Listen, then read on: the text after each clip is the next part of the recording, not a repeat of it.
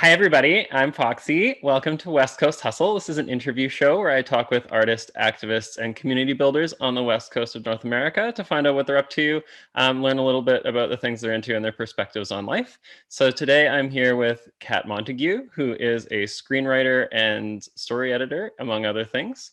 Hi, Kat. How are you doing today? Very nice to see you, FoxxC. I'm very well.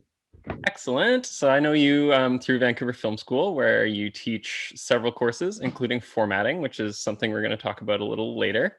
You just had a book come out, which is called The Dreaded Curse, Screenplay Formatting for Film and Television. And it's really, really fun and useful. And you would be ashamed to see what my formatting has looked like after a year of doing YouTube video essays. Um, but so what's your hustle? What keeps you afloat? What's the main thing that you do that keeps you going? Gosh, And that's a good question. I mean, and these days it's Vancouver Film School, full-time screenwriting teacher. I work in the writing department. I work in the film production department, and it's actually a full-time gig with benefits. That is only 2 years. Like, I've been a part-time teacher, part-time writer, part-time story editor, part-time everything for 21 years. right, so that So was just before, that was just after I finished school then. yeah, just after Yeah. you finish. So when I was teaching you, I was a part-time instructor, paid by the hour, Mm-hmm. you know. So it's been interesting because I mean, one of the things I taught you is that multiple sources of income, how to be a part-time, how to have the side hustle, like, Mm-hmm. all of that stuff. And that's how I kept it afloat, like a lot of people. And so that's kind of the next question is, do you have a side hustle? But it's all been side hustles. It's all side hustles. Yeah. The book that you were holding up, that's one of my side hustles, right? Yeah. Something that people kept asking me for long after they graduated. And I was like, why aren't I making any money doing this? Mm-hmm. so, And you so I will. turned it into an ebook. And then, a publisher approached me and said, how about making it longer and making it include TV? And then we published it as a paperback. And I was Mm-hmm. like, yes. And it's still not making a lot of money.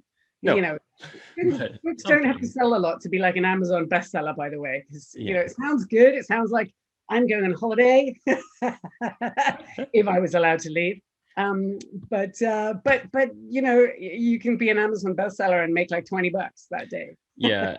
I think it has to do with the genre that they're in, right? So like, Yeah. yeah. Uh, And there aren't a lot of good screenwriting books out there, period, let alone screen formatting books. But yeah, there's a few good ones. I mean, I like Dave Trottier, Screenwriters Bible. It has a Mhm. good formatting chapter. Mhm. And I, there's a couple of older ones that I like. I like Linda Seger. I'm not a big fan of Robert McKee, as I think I may have mentioned to you at one time or another. But I Oh. mean, the main purpose of screenwriting books is to kind of light a fire and Mhm. get you writing again. So Mhm. every now and then I read them too. Mhm. Because I start reading one or I listen to a lecture or a seminar about screenwriting, and then I'm like, oh, I gotta, and it gets me going. Yeah, I really like that. That was one of the great things about being in school is that that fire is constantly being stoked, Yeah. and you don't have any other like major life focuses, so hopefully, um, which I did. Um, the thing I wanted to take off of that was I did some master class last year now. Goodness, I did Neil Gaiman's master class on just like fiction writing. It's really good.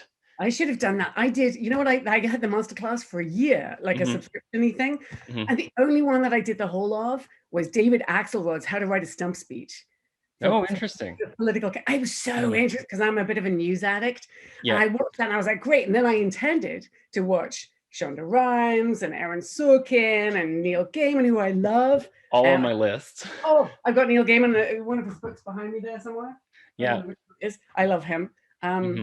But yeah, so I intended to do all of those things, and then I started writing, and it was like, it's very difficult to justify. Like, but I'm going to get the subscription again, I'm Yeah. sure, because they're so good. They're really good. There's like 5 or 6 for like performing and writing and directing that are just like super, super interesting. And then there's ones that they'll send me, they'll be like, here's one for gardening. And I'm like, uh, I no, like gardening, actually. I've come to love it again. My that's dad is a farmer, so I was like, no, for a long time, and then I kind of got hooked on the idea of growing vegetables. So yeah, that's kind of what I did. I have well, you can't really see it here, but like back down behind me is this fireplace that's no longer a fireplace, and I have a mini hydroponics kind of grow your own greens thing that fits Ah, perfectly in this old fireplace. So, there's good enough light down there? well, it's got its own light built in. Oh, that is Yeah, cool. it's like one of those like enclosed unit things. So. Oh, another time you're going to show me that, because that sounds cool. I will. I'm gonna post some. I need to get some soil because it's not soilless, but I need to plant some stuff, and then I'll take some photos. Excellent. All right, That I kind want of that's super exciting though, like to getting back to your roots, as it were. And I'm looking forward to this year because I've actually had time to do gardening, which I didn't in previous years. yeah. Well, I mean, we've all kind of developed different hobbies. Like I've started training the crows outside my Oh, house. that's so You much know, fun. I love crows, and my neighbor really disapproves, so I have to sneakily train the crows. Like give them treats and then make them try every day. I try and get them to come closer to me, but I have to keep it really quiet because he gets pissed off. He turned the Oh, hose on them once. He's an ass, my neighbor. oh, living with neighbors. Yeah. Oh, Yeah, it's stressful. I know. I've had some, even in quarantine, there have been some like silly neighbor things that have gone on, and you're like, really? Can't we just, okay. Um, so I think I wanted to get into some stuff. There have been a lot of changes, of course, in film and television, not just on set, but in writers' rooms and in the production side and in the way that people are talking about the role of film and TV in our society. So there's been, like, we've had COVID, obviously, and then of course Black Lives Matter, and then all the stuff to go around with right-wing violence and the election and the conspiracy theory stuff.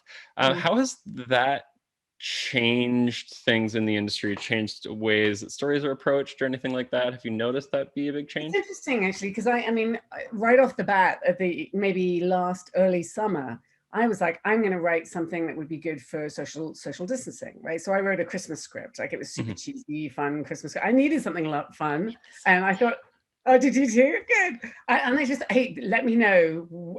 Like remind me by email, and I'll send you some names of people to send it to.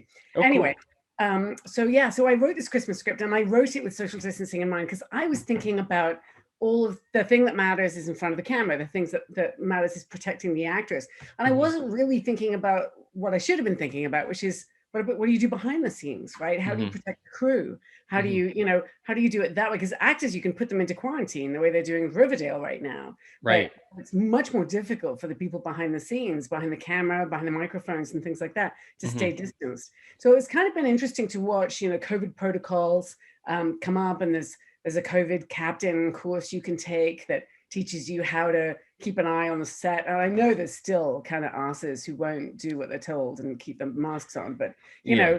it is getting better. And there've been a couple of shows that had to shut down because there were mini COVID outbreaks. Mhm.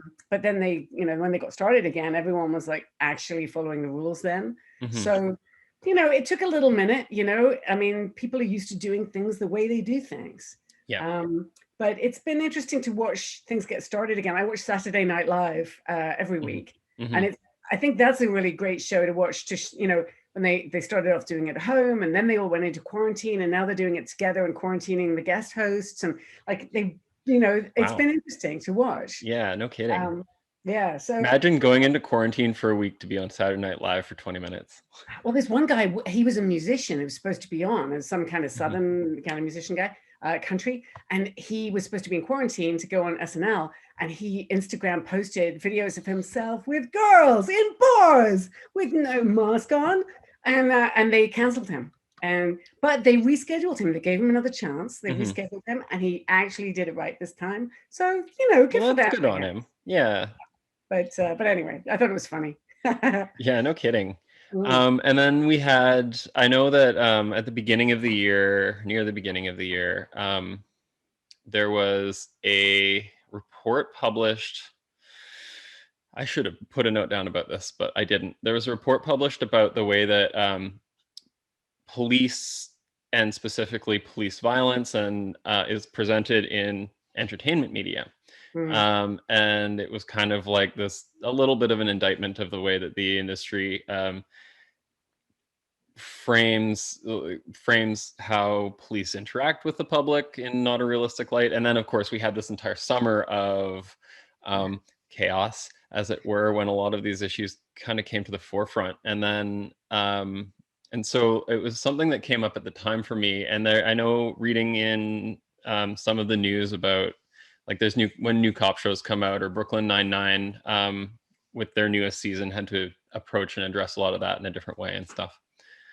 How is that? Does that become a conversation either in school or when you're doing like story editing or talking to producers about stories? Yeah, I mean, it is. It's an interesting thing, though, because I mean, so many of the media are left wing, and we are people, so for us, being heavy handed about racial issues or about bad cops can seem a little bit like preaching to the choir, like we're making shows with people who feel the same way that we do about that, which is obviously that it's wrong. But I also think there's a degree of kind of aspirational quality when it comes to writing. Like, so for example, Aaron Sorkin writing The West Wing, right? He wrote the president that he wanted. Like, he was trying to create this kind of world in which you'd have someone decent and ethical in a position of power. And I think people who are writing shows like Brooklyn Nine-Nine, where you have a black, I think it's the police chief who's black in that show. He's the commissioner or the captain. Yeah. Andre Brower. Yeah. Like, I feel like that a lot of left-wing people, a lot of people in media are looking at, that's the way that they can help these kinds of causes, by showing, minorities and people of color in positions of power in those kinds of circumstances. And they don't necessarily want to do the heavy-handed, back up on the force. But then again, there've been shows made in Canada that did deal with that really well. Like, there was a show called 17-2 that got canceled about 3 years ago, Bell Media. And they had a bad cop who was sleeping with prostitutes, and they had a bad cop who was a pedophile, and they portrayed, and I'm pretty sure they dealt with racial issues as well. One of the cops on the show that was the lead was black. And it was just interesting to see, like, in Canada, I think because our shows are cheap and we don't need to sell them everywhere, we have more of a chance to be edgy and real. Critical. Yeah. Yeah. And I think networks have a more difficult time at that because they're all trying to sell in the Midwest. And to everybody. And there's always, especially in the US, they have that tradition of censorship laws where the cops had to win. They could never be bad. And so you still have like you think about the big networks like NBC and ABC that have been around forever, and Disney's kind of like with ABC and their stance on law enforcement, which is they are always the good guys and they always win one way or another. God, it reminds me of China. If you want to make a film in China, the cops are not allowed to be bad cops. It's one of the hard and fast rules. And the corporations are not allowed to be bad. Corrupt, right? Yeah. It's crazy. And it's hard on writers that, when you're writing in a position of, what's the right word? Authoritarian enforcement. But it also sometimes leads to some of the best writing. I mean, look at Russia, the great novels that came out of Russia during the time of the most oppression. Yeah. So I feel like there's been this kind of wellspring of creativity that's come out of Black Lives Matter, particularly in the States, which is really interesting to me. Oh, well, thanks. You're taking my book. Yeah, what's going on? That's been interesting to me. I've been watching, I mean, as you know, I'm completely addicted to American television, not just the news, but also fictional, scripted TV. And it's been really interesting to watch the way writers react by creating characters and being dynamic. And I particularly like Donald Glover, right? The way that he, both as a musician, as Childish Gambino, but also as an actor and writer. That's Atlanta, which is his show right now, right? Yeah. Yeah.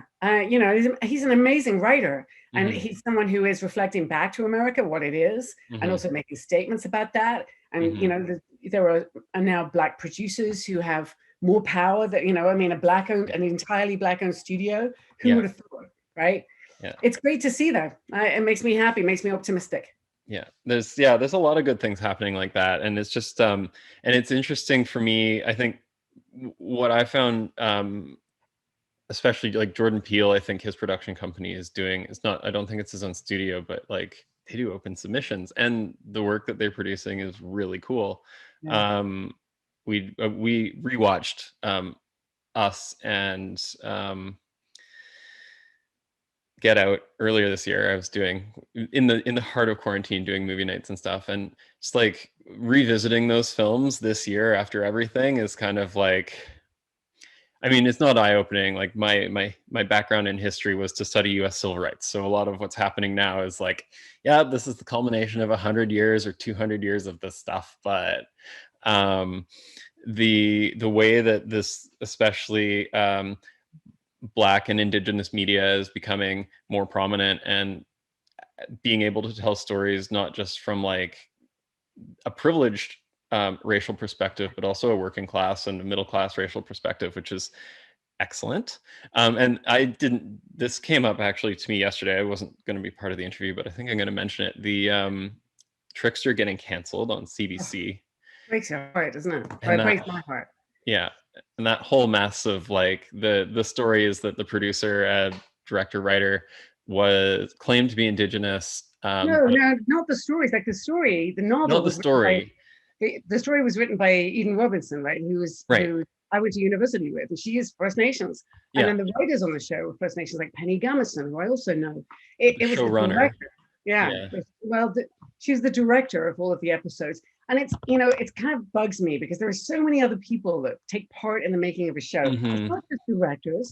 People act like directors are the be all and end all, and it's all about them. It's not fucking all about them. Directors are replaceable. It's the writers who are not replaceable. Yeah. That's the voice of the show. So I'm sad about it and mad about it. And I just think it's a real shame. Yeah. And I think so too, because I haven't gotten around to it yet. But it looked great. And of course it's set in BC, and the frustrating part, I think I read in the Georgia Strait that she was a all the things above the line. And the story of, oh, my grandfather said that we are from this place with this community, and just like how, like, there are people in my family who tell that story. Our great-great-grandfather was some sort of, it's like, but like, it's that connection to the community, and then how that's taken away from it. And then it's funny. I know people on both sides of that. Like I know Joseph Boyden, who was in the same position, and that his great uncle claimed to be of First Nations heritage, and so he just thought that he was. And he published, and he did a lot of research, and he connected to to a tribe, and I forget which one now. And he thought that he genuinely believed, I think, that he was First Nations, and then it turned out actually he's not. His uncle was lying, and it's you can't. I think people should, if they're going to take financial assistance or gain some kind of economic benefit from being First Nations, it would be a good idea now that we have DNA tests just to check. And I know everyone gave Elizabeth Warren a shit time for taking that DNA test. I didn't blame her for that at all, right? I mean, if you're going to stand up for something and say, this is who I am, you want to make sure that is really who you are. And it's not your fault if you get lied to. Yeah. And I think part of it is like, especially with Warren, is the framing. And in this case, the framing is like, do you have a connection to those communities? Were you raised in what is, a modern Indigenous way? But people can't help that though. Like a lot of people in the Scoop, right? In the 60s Scoop, and then later as well, they were sent out as adoptees. Yeah. So they weren't raised in community. Does that make them not First Nations? I think they are First Nations. Well, no, and that's what makes this so complicated, right? Like I know people who I have, one of my previous people I interviewed just picked up in the 60s Scoop, and just the way that and in the article that I think that they wrote about this, they talked about that specifically, is that all of those are part of an Indigenous experience. I think the question is like, with a person like even if it is true that like my great-great-grandfather was like Indigenous, the fact that I grew up in like a white middle class suburb, kind of without the assumption that was part of my culture, or having any like prejudice put on me for that, I think that is a major separator of that kind of specifically of claims to it and relationality to the community. Oh, actually, this is what my next essay is going to be about, or partly about, which is like the relationality, what's called process as relationality, which is something I'm taking from some Indigenous and settler colonial projects, collaborative projects for theater, and how instead of having more of like a rigid top-down structure, it's more of like a circular, collaborative engagement between artists to create a piece, which is kind of what we find more in television than you traditionally do on stage. Mm. I think we covered some more of my questions. Just before we move on from that one, though, like I think we're living in a time where there seems to be like a big difference between people who pass as something and people who and no matter what they are on the inside, and people who can't pass as something. I was reading a really interesting New York Times article about two sisters in the States, and one of them could pass as white and the other one could not, and how different their experiences were. And I don't know. I think it's an interesting time. I'm familiar with that. Yeah, well, indeed, right? It's something that comes up a lot. I've had maybe 7 or 8 trans students over the years, and some could pass and some could not, and their experiences were different. But my experience of them is that even the ones who could pass didn't want to. They wanted to be authentic, authentically who they, and tell people who they were. And I thought that there's honor in that. I think. I don't know. Yeah, and it can be hard though. I can respect people who just want to go about their life and quietly not make waves. And I think part of it is that, you know, if you're putting your artwork out there to be a writer, you normally want to be seen or heard. So maybe you want to be judged for your art, not for your identity. Yeah. Oh, that's a complicated issue too, is the collision of art and identity, and wanting to, because they are inseparable at one level, but like virtually all the writing I did at school was like, at least outside of it, cis heteronormative. At least with the characters and relationships that I was portraying. And part of it is because like I found those stories interesting to tell. And probably the majority of stories that you had watched were like that. So, I mean, we're all influences of what we consume. It's been interesting, though, to see, I mean, quite a lot of the people, again, the students that I've had that were trans have transitioned while they were with us. And I wonder, is that because it's a safe environment and it feels like a kind of a haven for the eccentric? Because, you know, we're all eccentric in one way or another. Do you think that's what it is? A little bit. Yeah. Makes me happy, you know? It feels like that to me, but, you know, I'm seeing it from a teacher's point of view. I mean, our classrooms weren't entirely queer friendly. Like there were some issues with some of the media that was still in the syllabus and stuff. But if I go down the list of the 30 some odd people in our class, at least a dozen were some sort of LGBTQ, at least. Yeah. And you know, in my case, at that time, I was coming out of a serious transphobic relationship, and basically all of my resources were committed to school. So, you know, being able to turn over a wardrobe and have the time and energy to go and like deal with doctors and stuff was just not part of my focus. So I just kind of like, you know, and then when I decided to start my YouTube channel, I was like, well, I'm going to be putting myself in front of a camera, and I can either choose to do that later, which will be awkward coming out later. And there's a very significant YouTuber who came out as trans like just over the weekend. And having seen that from afar, I am glad that I made the decision to do it early and then, you know, have 250 subscribers, and this is how people know me, as opposed to having to make a change in the middle. I feel like your person, I mean, you know, obviously your personality hasn't changed, but some people, when they transition, it's like they finally get to be a different person than they were. I feel like you're the same person. But you, I mean, obviously there are differences, but I felt like you were already eccentric in a way that made me not surprised when you came out. Right? Yeah. Yeah, I think that's fair. I think, don't you think that's good? Yeah, I think that's fair. I think it is good. You were already being authentic, and you know, I didn't ever feel like you were faking anything. Yeah, I mean, I've been kind of like professionally weird for a long time. I like that. Yeah, and like my transition story is like everybody's is different, obviously, but like mine is kind of very disjointed and full of like, I mean, really real twists and turns. There was like the moment that I knew that something was really going on. I was at a party on Valentine's Day and took ecstasy for the first time. And I was like, at the end of that party, or like, got high, and my friends, and I'm like, my friends call me, or I like my friends to call me Fox, which was true, which I'd used online in high school. And one of the people at the party is like, oh, we had a friend who changed their name to Kitten Fox and moved to San Francisco and became a woman. And there was just the longest, most pregnantest pause as I like just did this whole processing of information. And I ended up at the end of that party in like a cocktail dress or something like that. But after that, finding a way to navigate what that one's sober.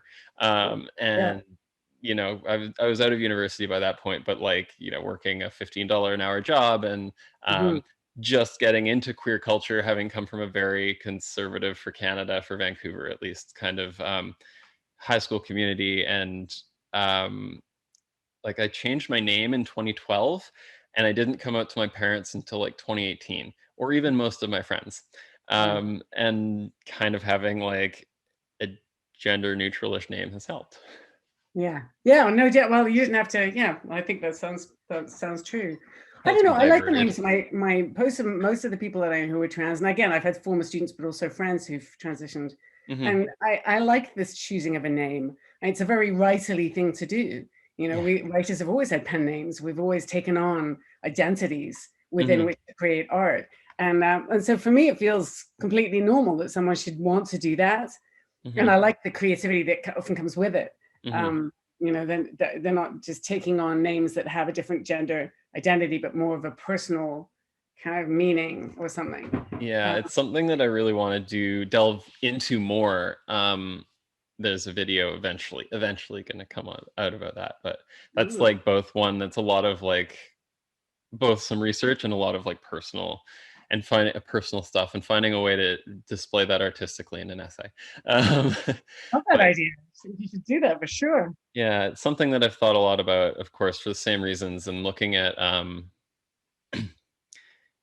growing up with a name that I didn't like or didn't really even fit me, and then finding a way to reframe who you are as a person through that understanding is, I think, a very powerful thing to do. Yeah, I mean, it's funny. My experience is not nearly as extreme as yours, but I mean, I grew up in England as Catherine. Everyone called me Catherine. It was, my brother, to torture me, used to call me Kathy because he knew I hated it. And then it's funny, I was living in Thailand and I took ecstasy for the first time. And I don't recommend it, by the way, because it is dangerous and you shouldn't put your life at risk or your brain.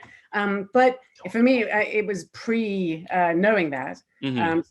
I tried it with some friends, and I remember we got it because it was recommended by a family therapist. So people used to use it for family therapy and stuff. Yeah, it's coming back like that. The problem is it's crossed with other stuff usually on the street.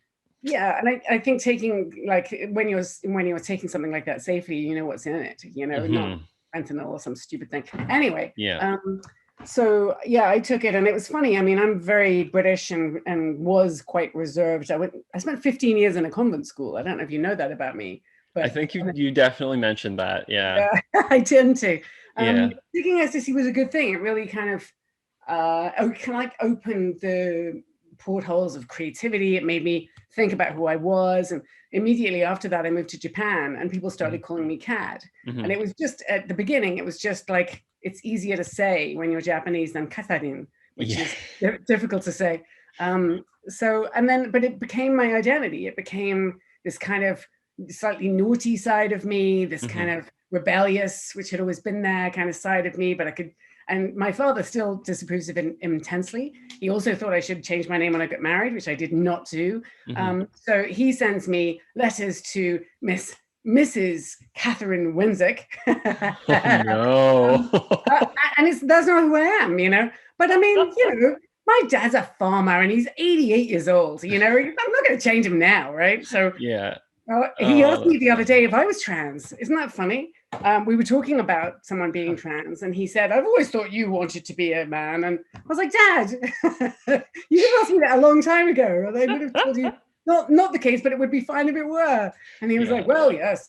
He's changed, though, I have to say, when it comes to that stuff. Well, that's really good. He used to be a little homophobic when I was, like in my early 20s. I remember having a conversation with him where he had framed homosexuality as a choice in his mind. And I think that's quite generationally typical of him. And so we talked about it, and I obviously disagreed, and I had lots of friends who were gay at that point, and I was like, no, it's not a choice. And he came around.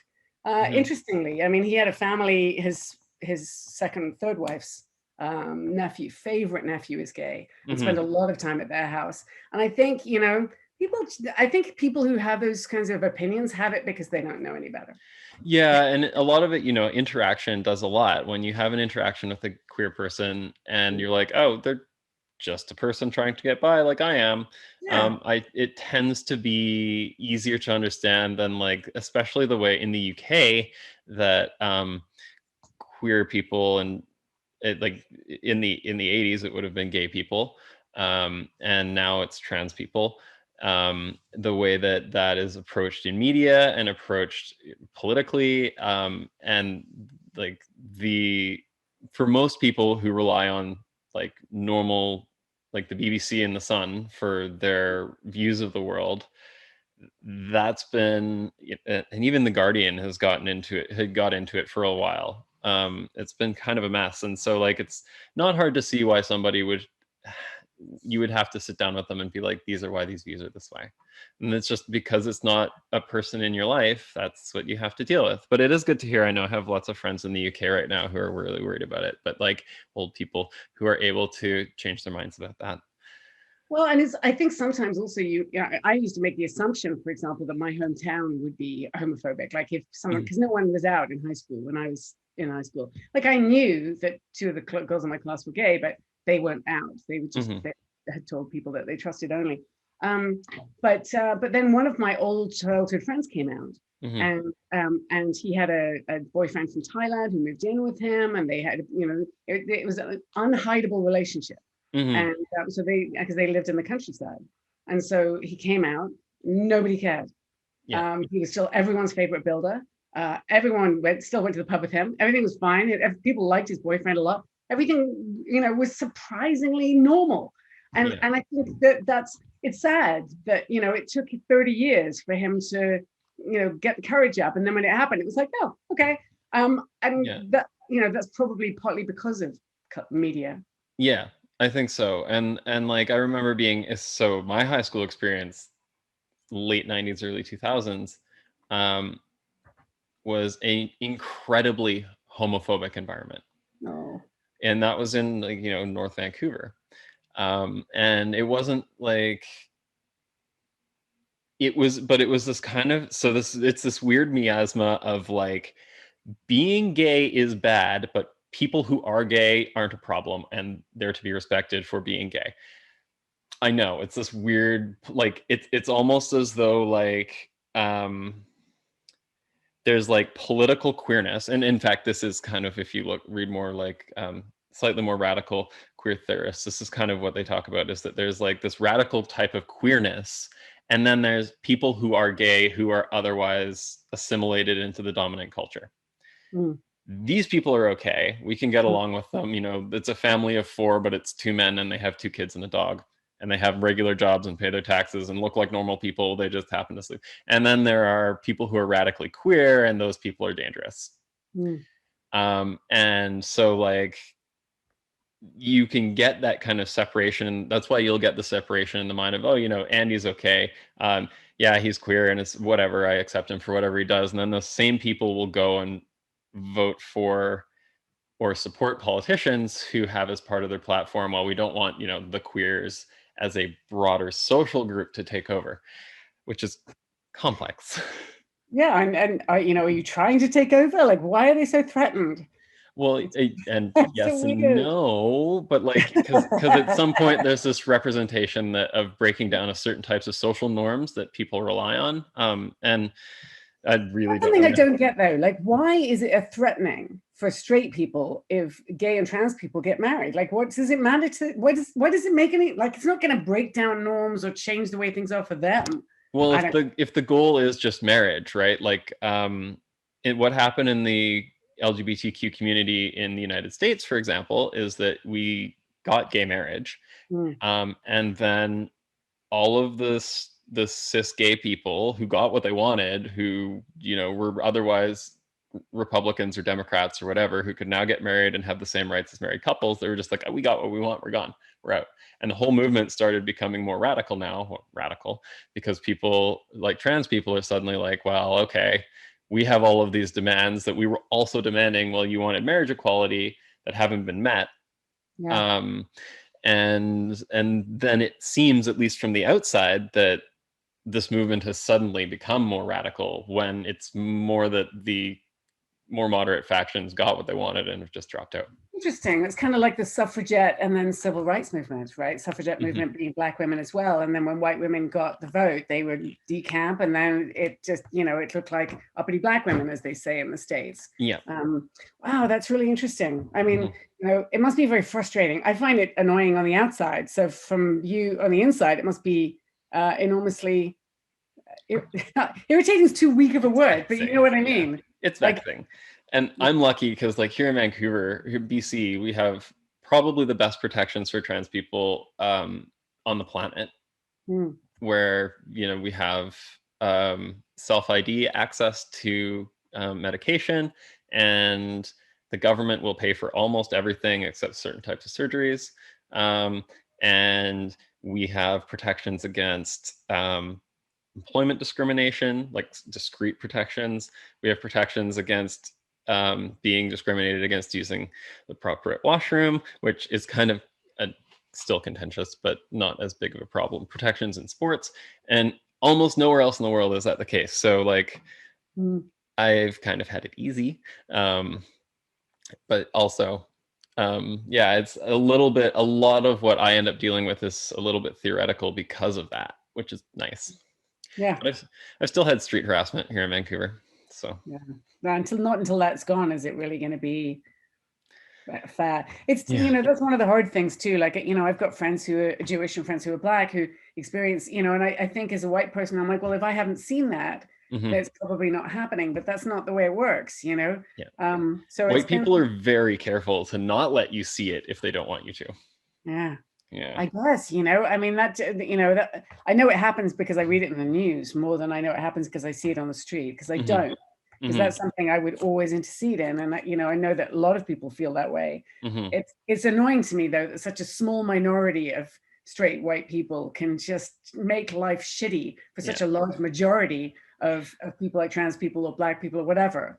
What bugs me the most, I think, is I feel like the people who are being hate crimed think everyone feels like that on the inside. It feels like it's a vast majority of people who feel that way. I don't think it is. I think it's just the loud assholes.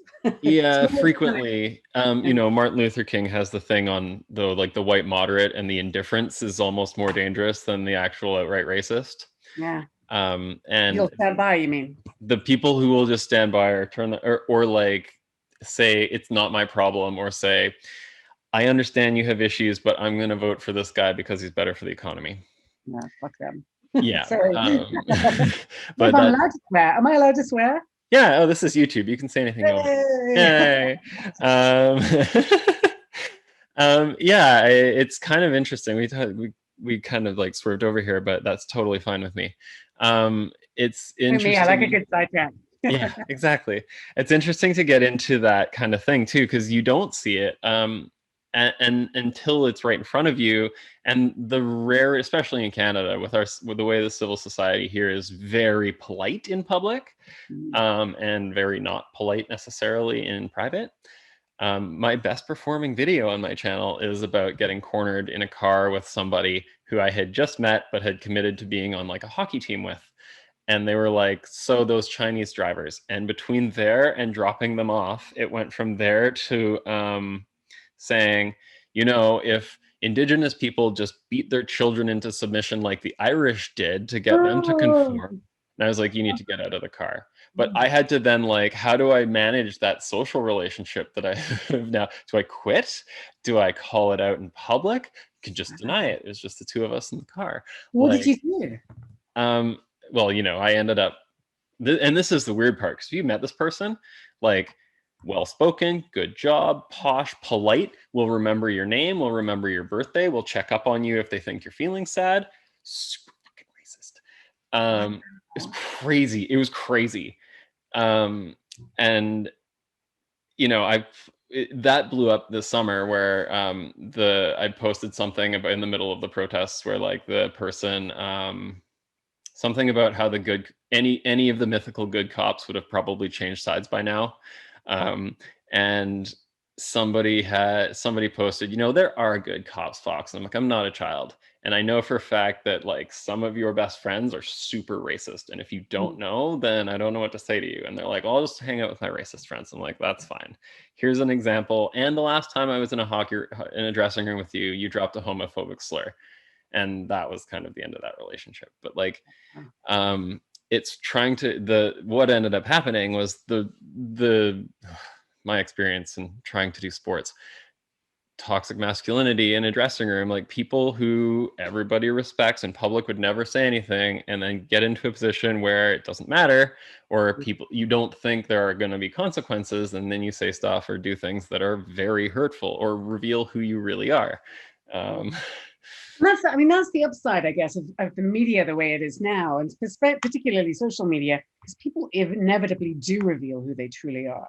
And you almost sometimes don't have to out them to the world as being racist or assholes or phobic or whatever, because eventually they're gonna let the guard down and show it. Which is, I think it's difficult though, because on the one hand, it's a good thing that they show who they really are. On the other hand, it makes it okay to talk about those things in public the way Trump has. And it's like, and then it encourages other people to think their ideas are okay. I don't know. It's tough. It's that kind of like it's almost a catch-22, but freedom of speech. But I think like the way that social media specifically, because it appears to be a public forum, but it's not a public forum. It's a privately mediated public forum. So Twitter, Facebook, and all those companies that actually own it and apply algorithms to determine what people see and why. They have a lot of control over that, right? And that's kind of what's becoming an issue now, is because you end up seeing things that, like Facebook, if you've never run a page, I have a Facebook page for my YouTube for FoxxTales, and it has like, they will guarantee you, if you pay them $25 for 10 days or whatever for your ads, they will guarantee you engagement, like with 99% or 90% accuracy. They're like, do you want clicks or click-throughs? Do you want likes? Do you want comments? We will send it to people who we know will do those things with content that looks like yours. Wow. Yeah. And so when it comes to political stuff, you can do that. And when it comes to, say, I've seen this, like you want to harass people on Facebook ads. I've seen ads like this until I stopped banning them, but like they'll target trans people and say, UBC is doing a study on like jaw width, and obviously have these like doctored things, but things that they know will target people who already have those kind of like internalized feelings about how they look. And it's not really an ad, it's abuse, but it's framed that way. And they know they'll show it to you. And the same with like political stories, like the algorithm likes who you interact with. It will show you more of who you interact with. When I I message you on Facebook, my feed for the next 3 days is going to show me a lot more of your stuff, or if I interact with your posts. Yeah, I'm aware of that. And it's annoying to me because I have a lot of Facebook friends because it's my primary social media.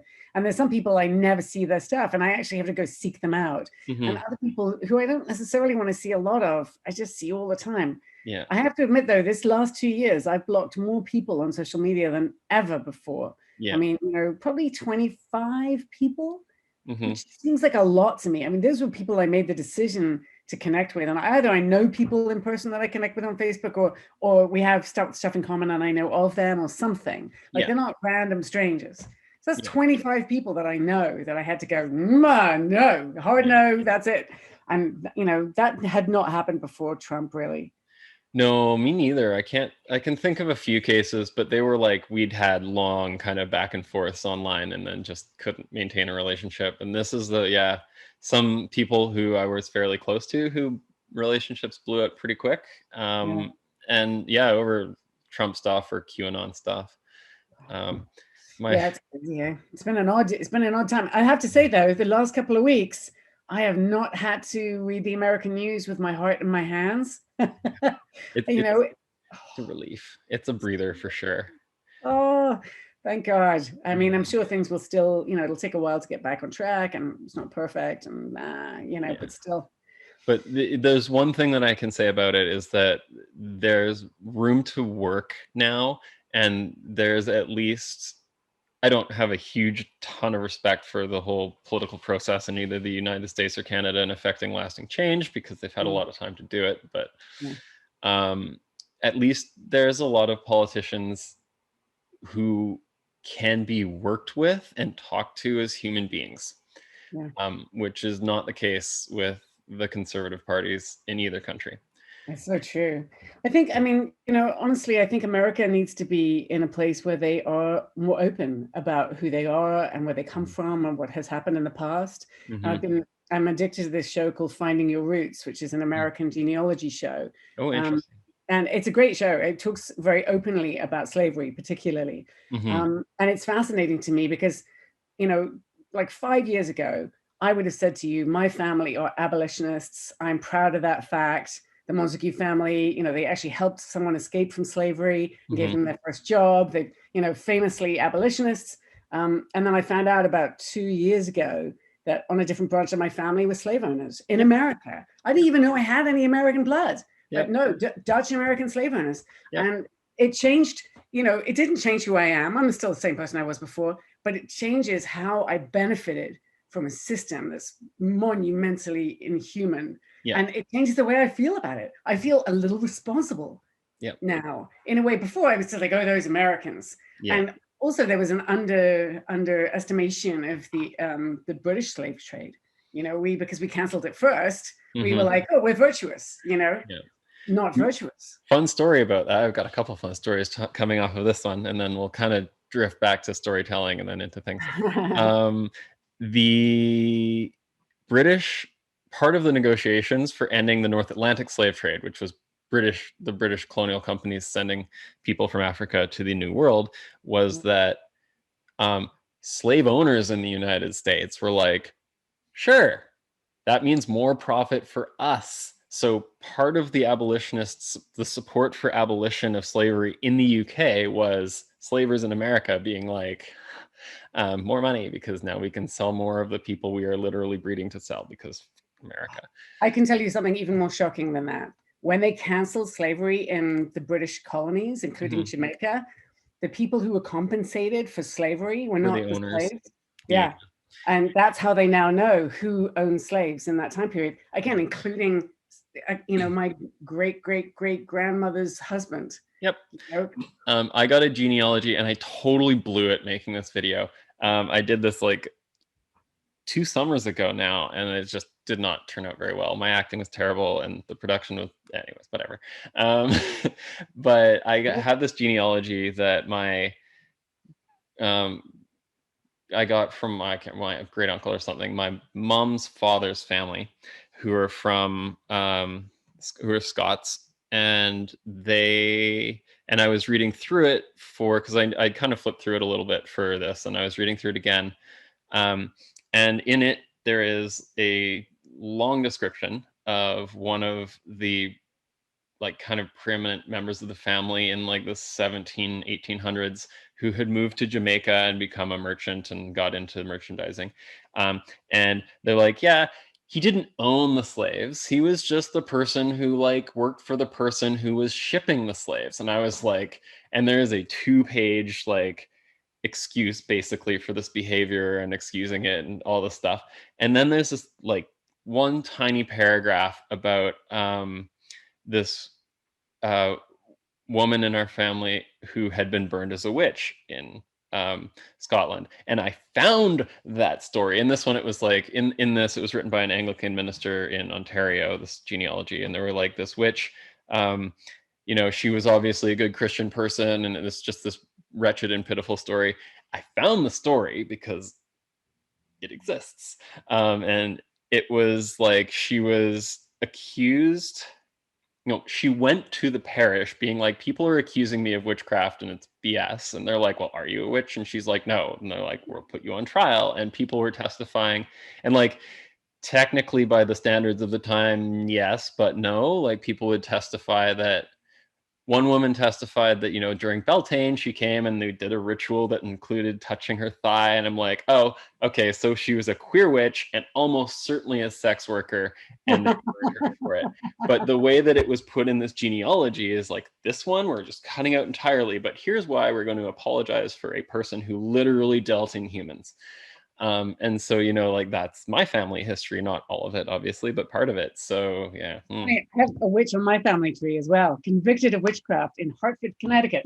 But she got away. She did not burn. That's exciting. And I'm descended from her after she got away. So if she had been burned, I wouldn't exist. I kind of love that. And she's a better ancestor to have than the slave owning assholes, right? So, there we are.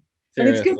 I just, the reason I brought that up though is I really like it that we're starting to take ownership of the shitty relatives that we have. And when we're coming out and saying, my family did that, my ancestors did that, and it was wrong. And I feel like that's the thing that's going to make the difference. Like, as long as people are denying and they're hiding and they're pretending it didn't happen, or it wasn't serious, or it wasn't us, or whatever, there's no moving forward.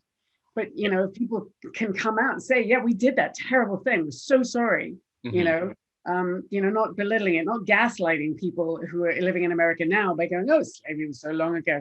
People are still suffering the socioeconomic disadvantage of that. Anyway. There are audio recordings of slaves talking about their experience from the 1940s. You can go and listen to what they said, that it was recorded in a lifetime of people that are living now. Yeah. So and that's so important. I love that stuff. I've been watching a documentary about slavery out of the UK. It was a 2-part documentary that was just recently, that was just amazing. So I learned so much, and it was heartbreaking. And it also makes me really angry, because those people knew that those are human beings, and they decided for economic reasons just to not worry about that.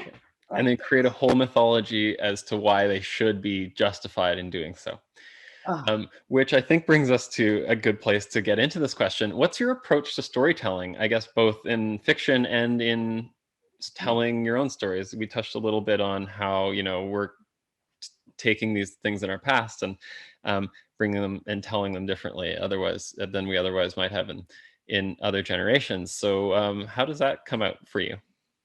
That's a good question. I mean, that I'm kind of hooked on history. I love historical stories. I love stories about real people, as we've kind of just discussed.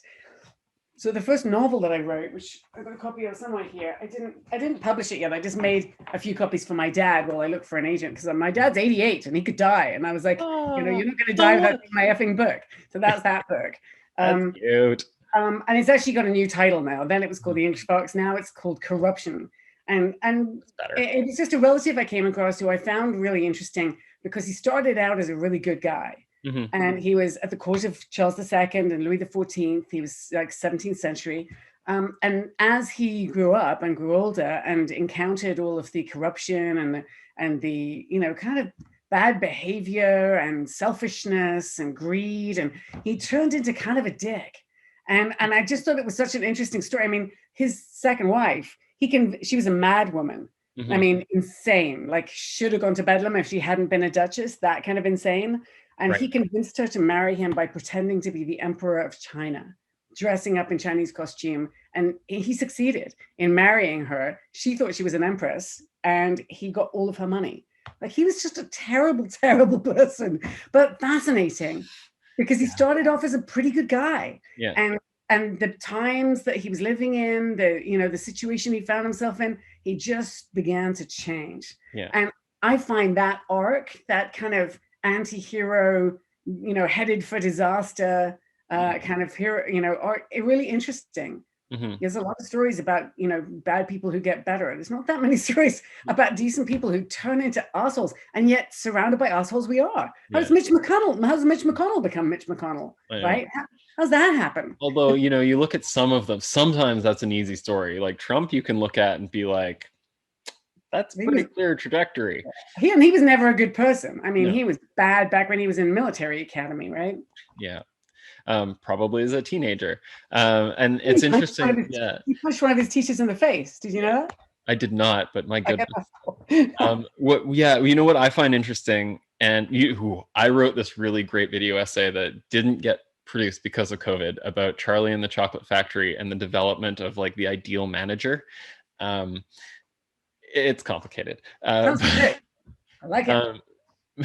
But the whole point is that the people kind of in the middle, when they start to make choices that reinforce those are the ones who usually go from a good, well-meaning individual to like a sour old person, like Ebenezer Scrooge, right? Like his initial story arc is that he's like an idealistic-ish young man who goes into business, who has a future and a family, and the advice to not take everything so seriously and it all be about business. And of course, he goes to that of it all becoming about wealth and power and influence and miserliness. And yeah, that would be an interesting story too. But I think that's where that lies, in that arc. It's hard to like take a super wealthy and powerful person and have them go from kind of good to evil, because the average person isn't really going to buy it. Well, yeah, I mean, you'd have to start out. Well, anyway, I think it's the effect of our environment upon us that I find interesting. Yeah. And I think sometimes we're surrounded by things which encourage us towards a better path. And sometimes, if you grew up in a Trump-loving, racist, homophobic family, it would be hard not to have internalized some of that. Yeah. And, I think people struggle out of racism and homophobia and things like that, but it's not, I don't think it can be easy. No, it is not. And it requires, like, the material conditions need to exist for that to happen, right? Like, this isn't extreme, but, I've dealt with more very extreme people / ideologies in online and elsewhere. And the amount of work, like personal, what we call reproductive labor, that goes into de-radicalizing somebody from anything. It doesn't have to necessarily be, but like a QAnoner, for example, like what you have to do to get your mom who's hooked on these QAnon things off of it is take hours out of your day to get them off the computer, make sure that their screen time is supervised. Like, you have to actually put in lots of human time with them to get them out of it. And we don't do that as a society anymore, really. No, I mean, I have a brother I'm estranged from. And, I sometimes wonder if I had spent more time when it was going down. Like, part of the thing that separated us was he became, radicalized in a more, in a kind of, like he started believing in things that are not true. So, like crop circles and David Icke, who did. Oh, yeah, I'm very familiar with David Icke, as most of my viewers probably are as well. So I got David Icke as a present for Christmas one year, like his book, and The Truth Shall Set You Free. So I actually have read that book, and I looked up, of course, being nosy and historically based as I am, I looked up all of the sources in the bibliography, and I called the libraries in question and said, can I access this book? Can I find out where he got this information from? And the answer universally was no. And that's the thing that really bugs me about kind of Trump supporting, QAnon supporting, like, do some fucking research. It's just mental laziness, and we're supposed to respect them and listen to their opinion, like their opinion matters as much as everybody else's, when they can't do 5 minutes on Google. Give me an effing break. It makes me so mad. And it becomes the conspiracy one is, I've talked about this a lot last year. The conspiracy one's super interesting because, like, in terms of approaching storytelling, there's somebody out there who's creating a narrative in front of them to follow that makes them feel special. And then you get the same thing, with spiritual leaders or whatever, somebody who makes you feel, this is why Q and that whole like fascist movement in the United States are so closely related, is because it makes you feel like you're a part of a special group who has power and influence over the universe, right? Like, instead of things being chaotic and collaborative and necessary for everybody to actually work together to get things done. You kind of, And that was the difficulty in our relationship, because he would talk down to me and, like basically call me naive for not believing the things that he believed. Right. And that kind of, it's very difficult. I mean, he may watch this video, you never know. I'm a fairly open person on social media, and he's not. So I have no idea what he consumes or not consumes, but it breaks my heart because he was a smart, interesting, well-educated young man. And he just, I think it's that appeal of wanting to feel like chosen or special or something, but that can't be more important than the truth. Yeah. It just can't. I mean, otherwise, what are we doing? And I think the truth sometimes you have to dig for. Yeah. I don't know. And sometimes I guess the truth hurts. Like it can be really, I know I've many times I've had points in my life where I've had to be like, that's kind of shattering to your self-image as who you are. It's like, that's true. If that is true, that means all of XYZ that I've believed is no longer true, and I have to sit with that. And that's very hard for people, especially very hard for people who have, based their life around certain things that challenges those assumptions. Exactly. And I mean, the slavery thing was like that for me, because I'm like I said, a very open book kind of person. If I find that something like that, I'm going to say. Having said that, I've got siblings who don't necessarily want that to be on their public resume. Yeah. Like people don't, there are a lot of people who are just like, let's not talk about that. We'll just put that in a box over there, but the trouble is we keep doing that. And as long as we do that, it looks like we're gaslighting the people whose families went through it, so I don't know. I mean, again, in my family, I'm the shit disturber, right? I'm always the person who's like, I'm the devil's advocate. I'm the person saying that's not the case, and we have to, but I think that that's good. Having to rebel, the way I had to against religion and against, parochial stuff, having to rebel the way you did against the expectations of what your gender was going to be. I think it's good for my parents wanted me to go to law school, and now I'm a trans girl on the internet. But the thing is, they probably still love you, right? I mean, yeah, there's conflict there for all sorts of reasons, but yeah, I'm sure that there is, because they want you to be happy, and that sometimes that can be sometimes the thing that drives parents into the wrong path, because they think that your life is going to be more difficult. And they care about you, so they don't want you to have a difficult life. And that, I'm sure there are some parents that are just homophobic and awful, but I think most parents struggle because they love you, and it's the love for you. Honestly, these are the easy things that I've put by my parents, to be honest with you. Oh yeah. My graduating university and then deciding to work at an illegal pot dispensary was probably the top of the list for them. I do want my daughter to go to university. I have to say, she's 17, right? So. I want her to go to university. I want her to have the world open to her to do what she wants to do, pursue whatever career path she wants to, as long as she goes to university first.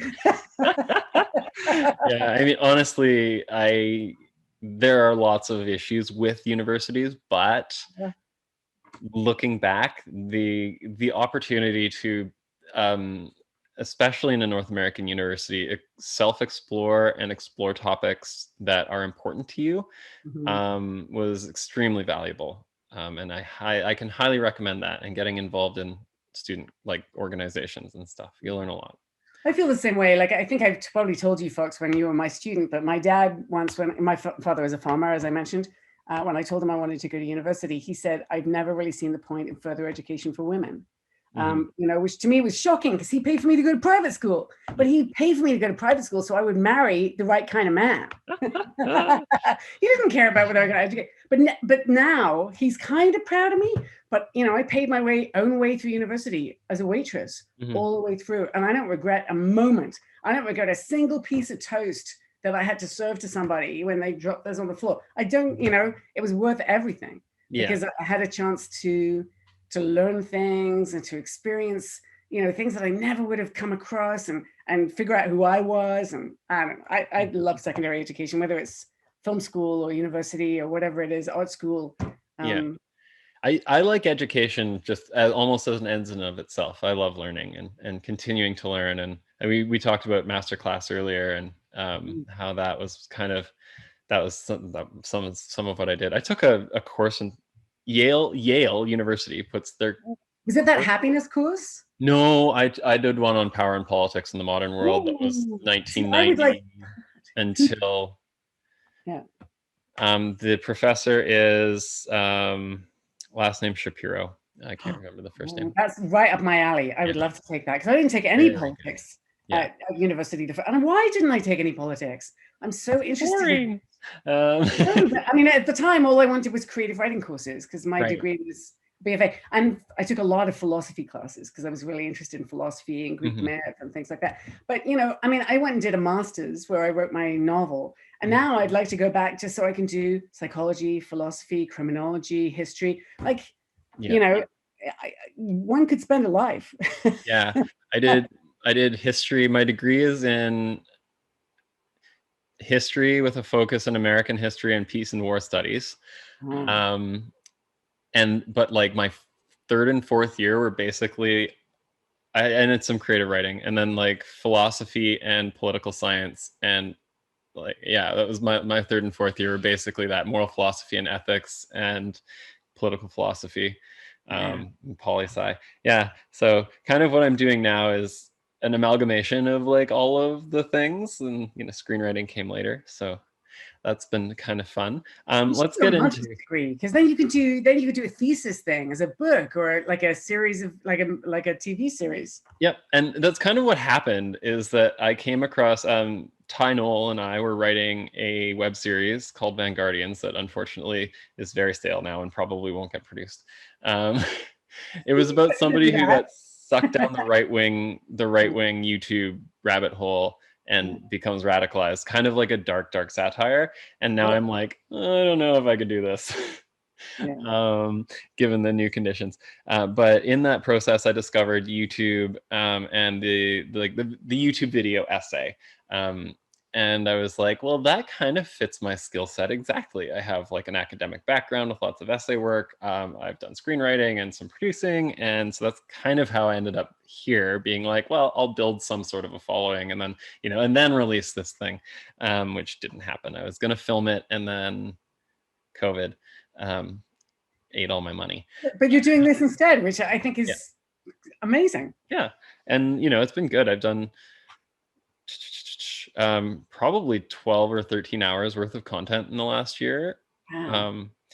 In October, I did a 40-minute. I just have been super nervous about posting these to the screenwriting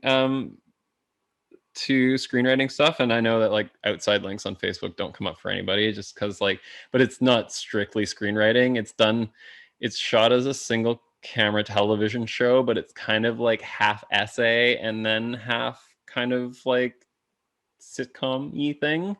But because it's more essay than show, it's like, you know, 30 or 35 minutes or something like that. That sounds cool. Yeah, it was fun. I have a puppet. I didn't know. But yeah, I think that's one thing that I wanted to talk about, is that there's like, we can get into the screenplay formatting stuff. Another time. We can do that another time if you like. No, it's fine. This actually is a segue, because something that happened to me in finding my own way to write video essays, which I do in Final Draft, was that my formatting for other things got really bad. Because I kind of came up with my own. I started like blending styles, and you end up with your own shorthand, right? Because if I'm talking to the camera, I'm writing it in dialogue, and it's very infrequently broken up by action description, because I'm mostly just talking to a camera. And then I do stuff like, if I know I'm going to have a certain prop, that's in capitals as well as my sounds, and I'm the only one reading these scripts, so it doesn't matter. Which is the importance, I think, of having some sort of thing that everybody can understand, because film and TV is super collaborative most of the time, right? Yeah, I'm not judging, man. Every showrunner who runs a television show has idiosyncrasies in formatting that they choose because they're the boss. And who's the boss of your show? You are. Good for you, man. That's all right. Unfortunately. How does that work out, though? Like in a writer's room, how would that kind of go?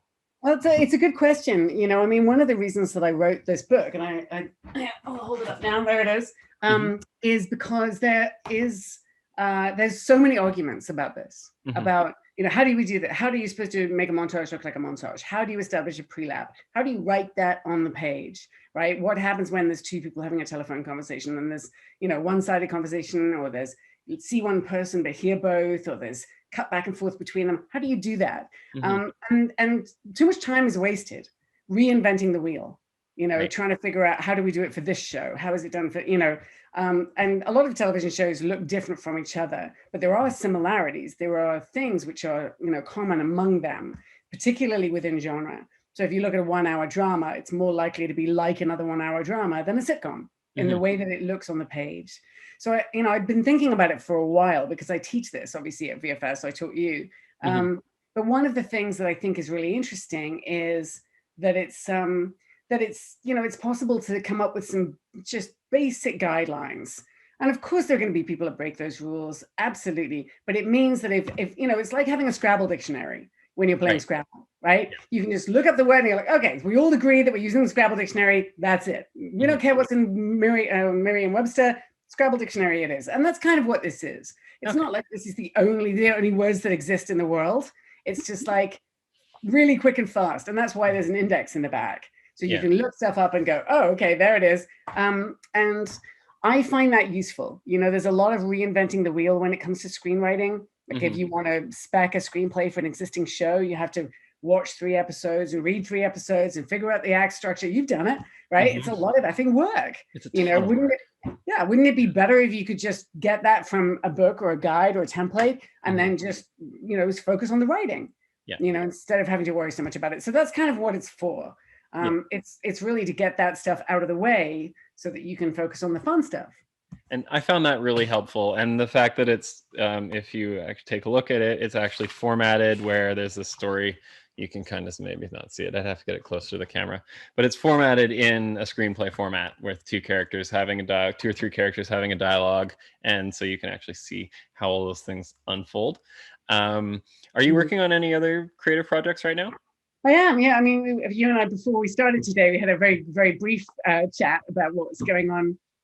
So I'm co-writing a sci-fi time travel series with an American writer, which is really fun because I usually write alone. And, everyone has their own sensibility, their own things that they love.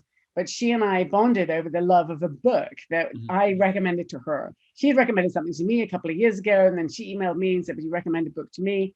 And I was like, "Yes, you've got to read this. It's great, but I'm writing the pilot, so don't poach." So then she read the book and she loved it. And there's like 10 sequels and a bunch of short stories all in the same world. So then she read all of those, and then she came back to me and said, "So how's it going with that pilot?" And I was like, "Well, I got Sue Virtue, who's a producer in the UK. She produced Sherlock, to read it." Okay.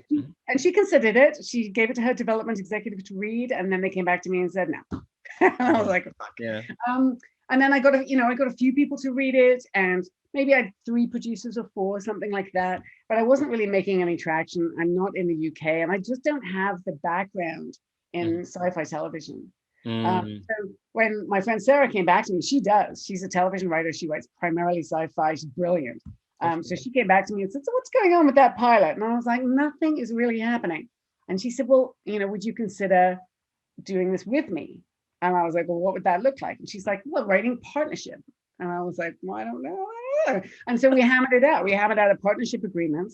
So if it becomes a show, she's going to be the showrunner because she's got so much experience.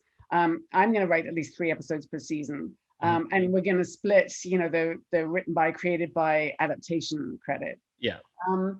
And it turned out to be just really fun, right? Because, I wrote the original pilot. She rewrote it and made it at least 20% better. So much better, in my view. It was a huge relief because I was like, oh, maybe she'll change everything I like. But no, she's made it better. And then we got together and did it like a Bible pitch document, and it was just really fun from beginning to end. Now I'm like, I want her to work on all of the things that I do. Yeah, right. I kind of that's one thing I miss the most about being in school is having a writer's room or being able to bring your work to a bunch of engaged writers who are going to give you really good ideas, even if they're not necessarily putting the words right in there for you. But even doing that, like, I miss a lot. I've got a little bit of that happening on YouTube, and I'm slowly starting to develop like kind of an small artist community and stuff, which is really exciting. We've been talking about doing a sci-fi short story anthology, which that's kind of this last couple of weeks have been talking about. But I wrote a short script that I pitched to Crazy Eights, which didn't get picked, but that's okay. I'm not on the jury, just so you know. I'm one of the story No, editors. no, I know. I'm on the jury.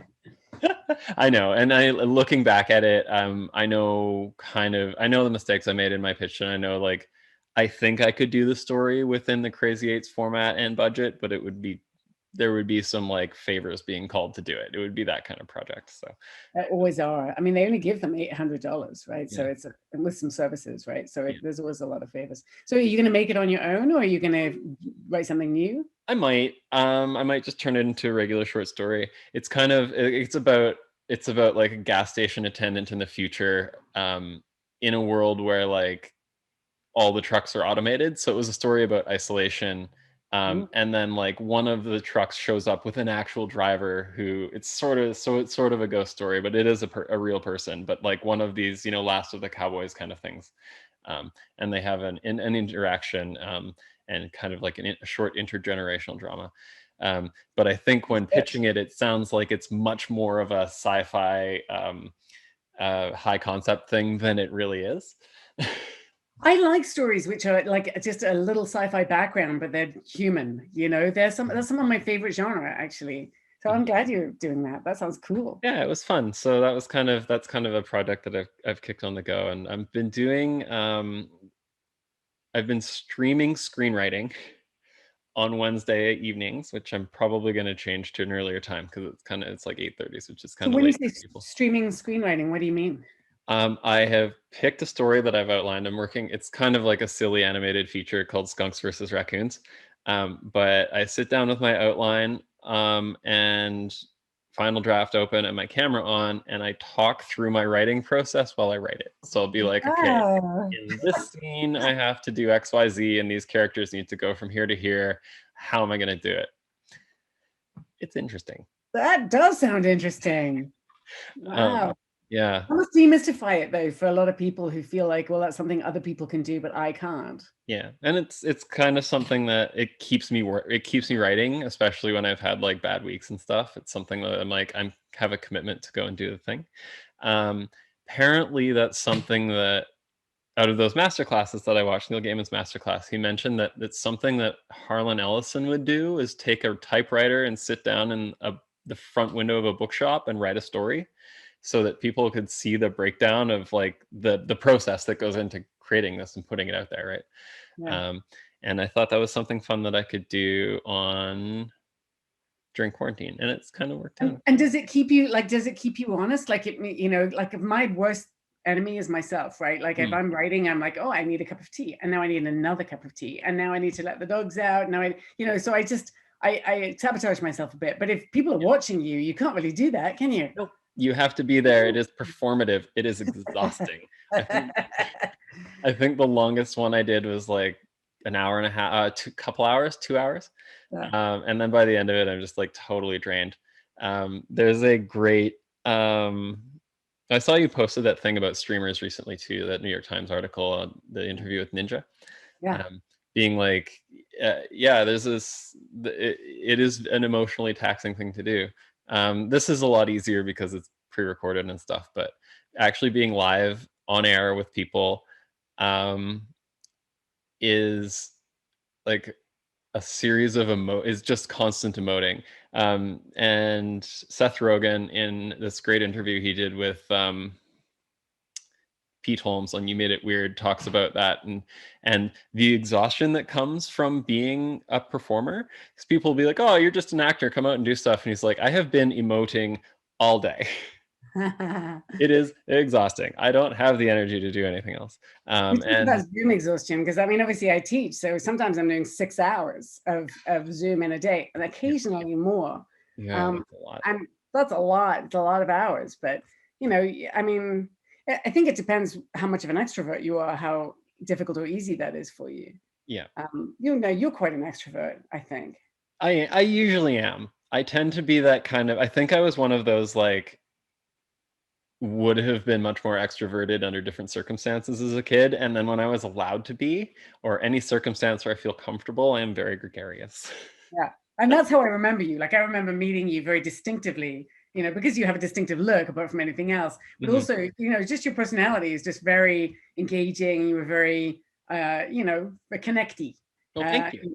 which I think is kind of great. And I think people like that, for people like us, it is tiring, but it's also kind of energizing. Mhm. I don't know about you, but I like, it's funny because most writers are introverts and they struggle with the, I'm not that way. I like to go to parties. I wish that I could have some now. But but I like the mixing with people. I like the Mhm. noise and the bustle and the hustle and Mhm. so I don't really like it. For Crazy Eights this year for story editing day, I Mhm. volunteered to host the Zoom. So Mhm. there were like 45 people on Zoom, and I was organizing the breakout rooms, and I was doing Yeah.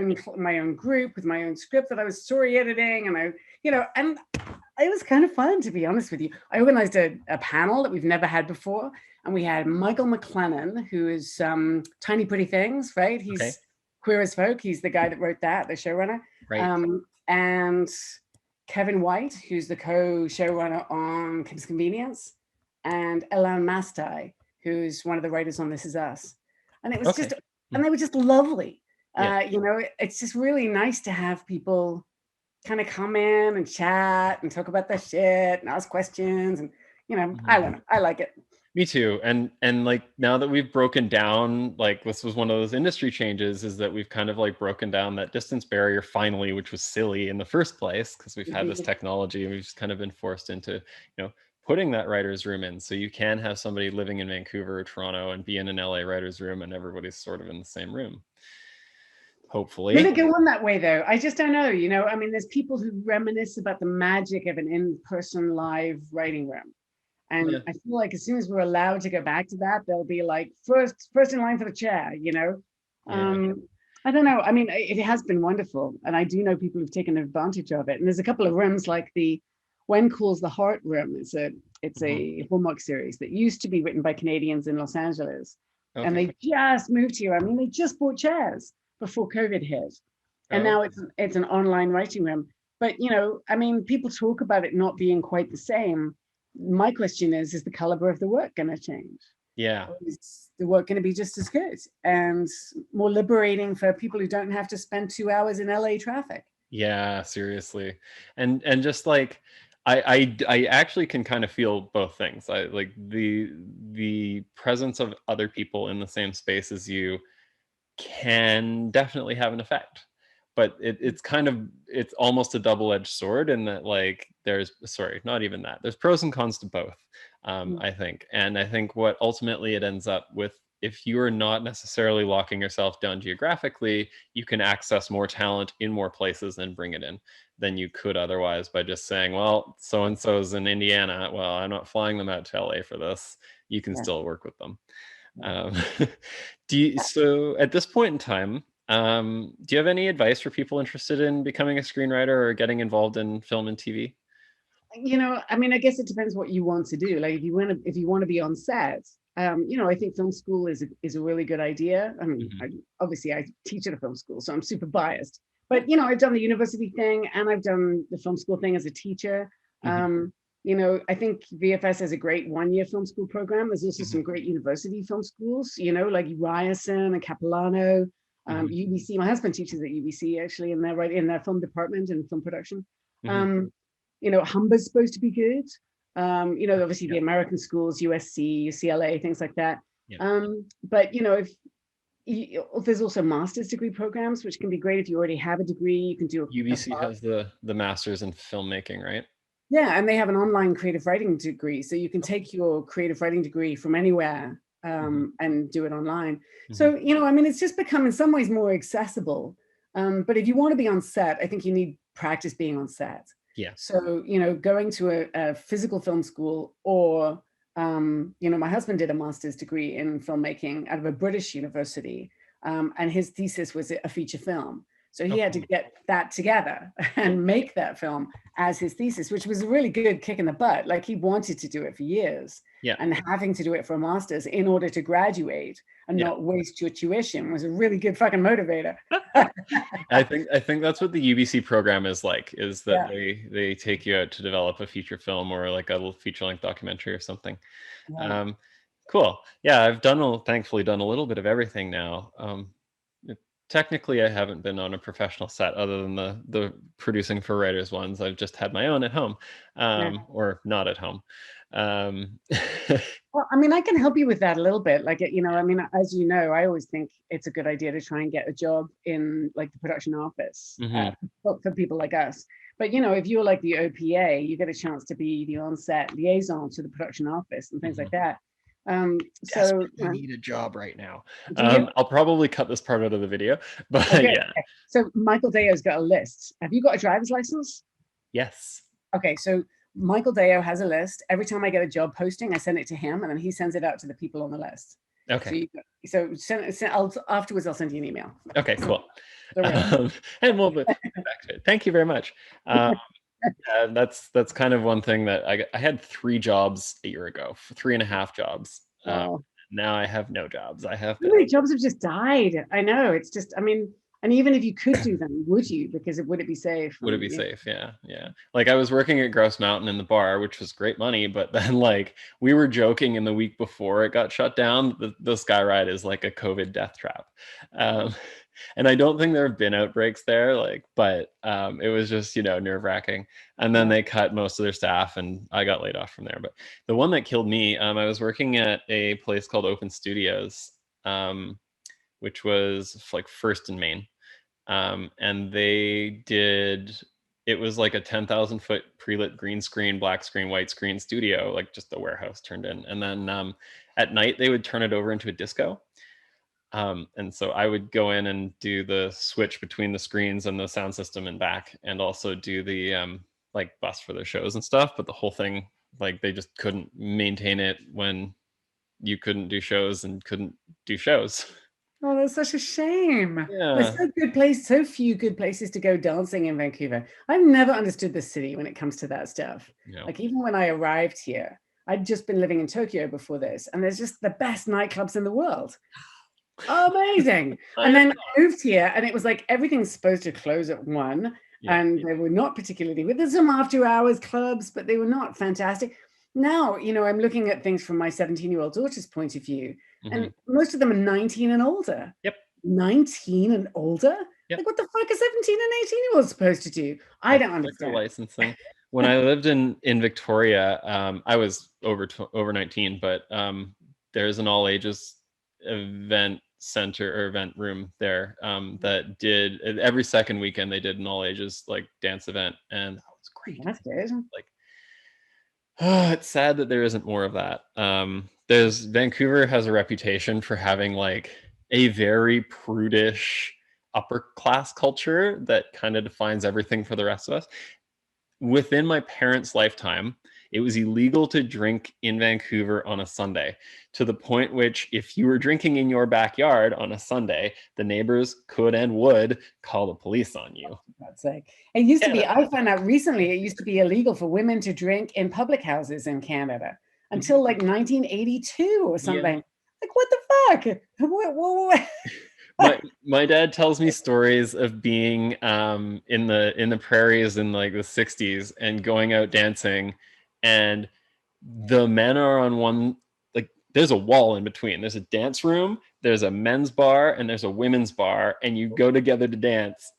It's just like it's so insane to me, but it also explains a lot of why we have such a patriarchal and divisive culture the way we do.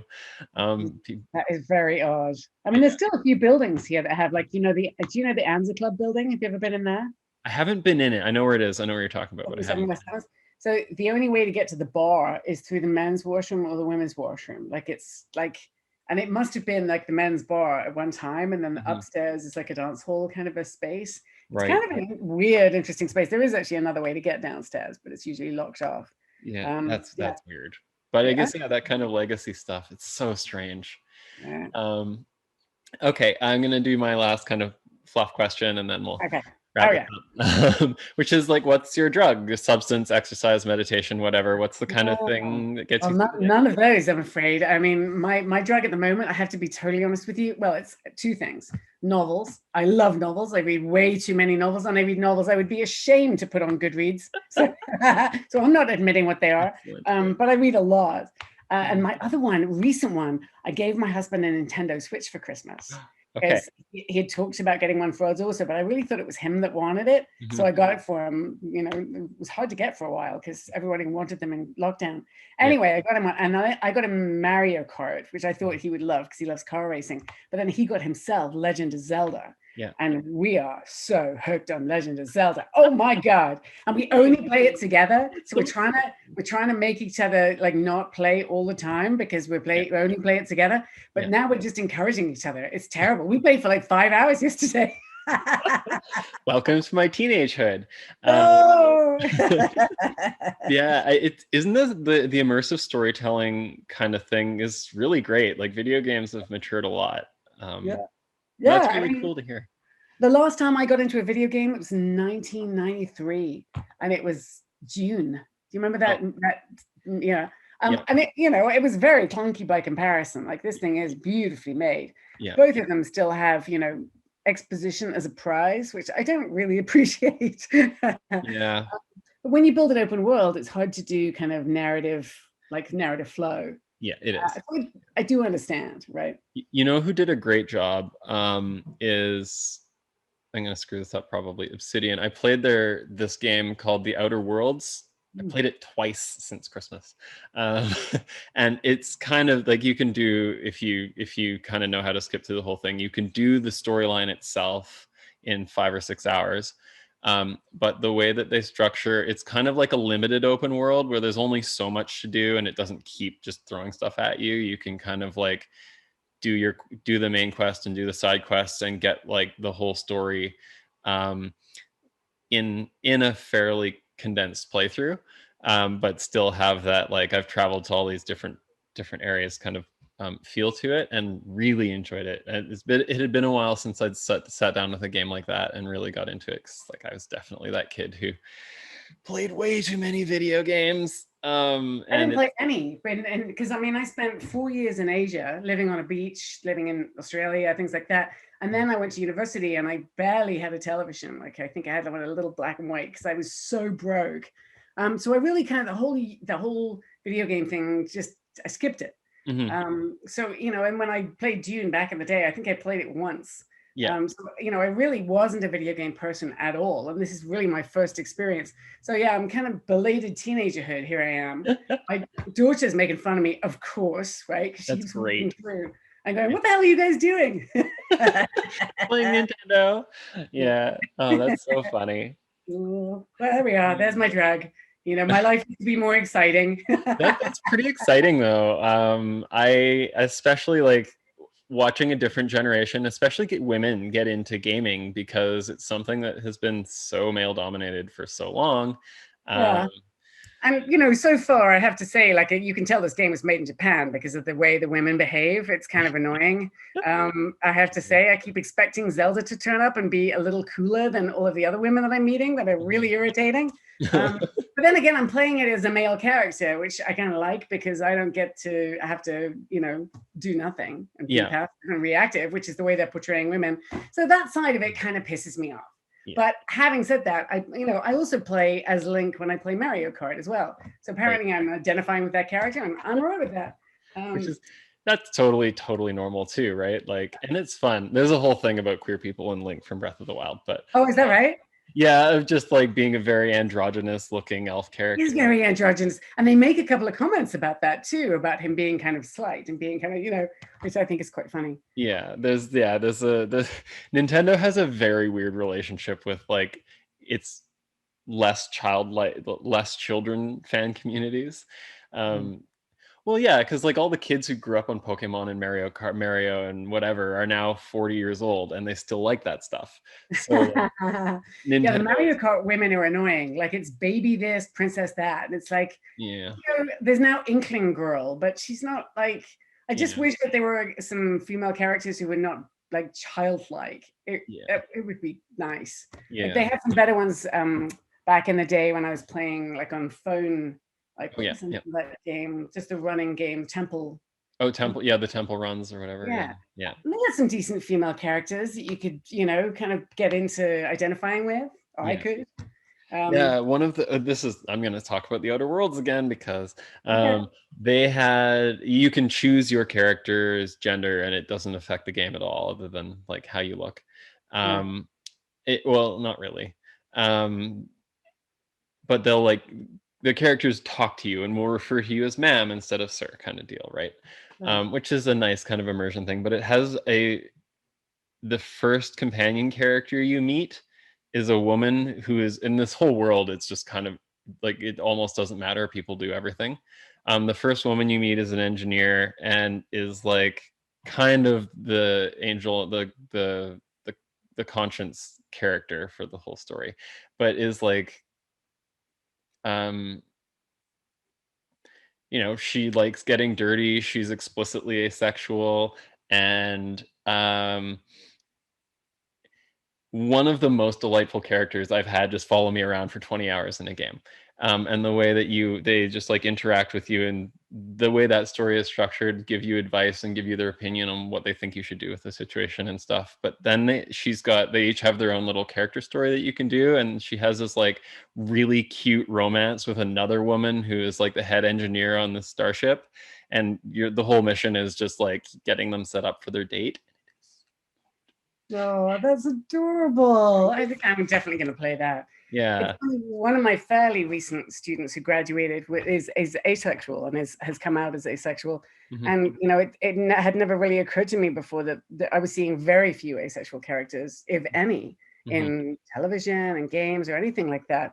And there was one, I forget which show it was, but there was one recently, and it moved her BoJack so Horseman much. has a Which one? whole arc. BoJack Horseman has a whole arc with Todd and his girlfriend. There's a few more I can think of, but yeah, that's a big one. Anyway, Yeah. it's nice to see representation, out there. It is. It's cool, and it's something that's been changing quite rapidly. And now that our media is speeding up, it's happening even faster, so that's cool. I think we're going to wrap up because you have a class to teach this afternoon, I think, and I have a place to be. I don't have anywhere to be. I have an essay to write, so it's nice to see you, Fox. Yeah, it's great. Hopefully we'll be able to do so in person and sometime soon. Yeah. Yeah. When this is over, let's go have cocktails, like fancy dress-up cocktails. I would love that. Do you have social media information or like a public webpage or anything like that, or are you just kind of? I'm on Facebook. Anyone can Facebook friend me, or LinkedIn, or I even have a Twitter account. I have an Instagram account that I never use. Okay. Okay. So I'll put those at the bottom of the screen here and then down below in the description of the video. I have been FoxxC. If you like what I do and the shows that I put out, you can find more on my YouTube channel, FoxxTales, FoxxTales. You can find me on Twitter, Instagram, and Facebook. Either I'll put all those down there or right below here at Foxfire. I am live on Twitch on another stream 4 days a week doing some readings in political science and some discussions about that. And you can find that schedule probably on Twitter right now. And if you want to support me financially, you can do so on Patreon and become a monthly patron, or through Coffee, which allows for single donations. Those are patreon.com/FoxxTales or coffee.com/FoxxTales. This has been Kat Montagu on West Coast Hustle. Thanks a lot, Kat. I'll see you again soon. So nice to see you. Bye. Bye.